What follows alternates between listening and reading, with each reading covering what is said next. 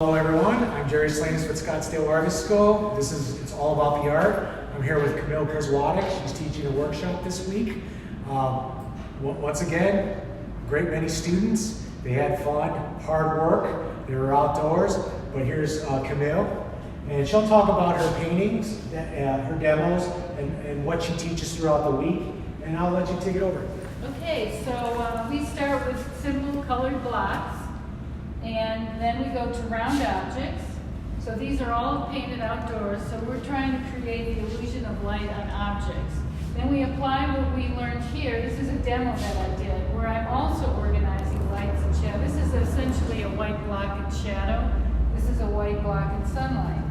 And here we've got this. So you physically put those blocks, you bring the blocks with you? Yeah. Set them up outside? Yeah. And that helps them paint something like a building. In simple forms. That's great. This is a demo. And then I did a quick demo of trees because they were struggling with trees. So see how these olive trees are very cool compared to the warmer trees in the distance. So this was a quick little study I did. Then I did another demo, the same, just organizing lights and shadows. And then on Friday, today, we had a model outdoors, so painting the model in sunlight outdoors. Now, when you I went and saw you paint the model outdoors with your class.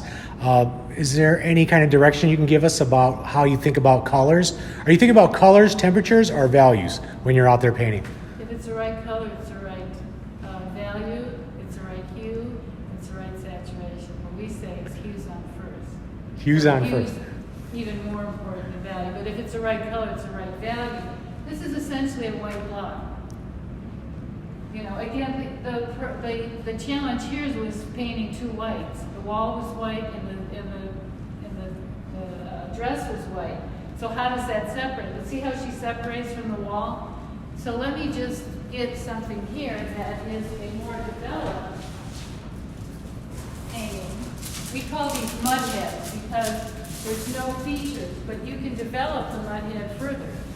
So that's a developed mud head where I start seeing reflected light and more developed. So the more developed is more details, more information that you see. More information, right. Creating form. But do you see how the model separates from the background? Yes. That's this. And here too, I'm painting the air around the model. So you're thinking... I'm painting air. So I'm teaching people how to paint air. Oh, that's wonderful. And you see it directly in this one with the atmosphere going back. And the light on there. Now, the other painting of the young lady against the white wall, white dress, how did you separate it? Was it... It's a color change. Well, okay, it was a color change in the background. So you just... Both, the color change here and the color change here. Right, and that's what kept them separate. Yeah. Oh, that's amazing. Make something look, green when you put red next to it. Mm-hmm. So it's basically that kind of concept. And then, of course, she was African American, so her flesh tone was a little bit darker. A lot darker. And so the painting in your hands right now, a lot of temperature. It goes from warm to cool. Well, everything in shadow is normally cool compared to the light planes on a full sun, but this is warm because this is reflecting this into the... So that light really bounces around. Yeah. Would you say everything's a light source, or how do you say that? Because if light's bouncing off of everything... Let's go over here. We'll talk about Okay, and it doesn't matter. We can just say it. Probably some of the best plein air painters in the country, and most of them don't talk about light key. They don't even know about light. They think about value. But I come from the Hinchy school, so there's two major colorist movements, the Sergei Bongard and the Hinchy people. We are the only ones that really focus on light key. So light key is, you see how this is a cooler light key? This is a late afternoon, a warmer oranger light key. This is earlier in the day, and this is not quite so orange. So there's an overall color to the painting, and it's in the tradition of Monet, how he was painting different times, So the light key is based on the time of day.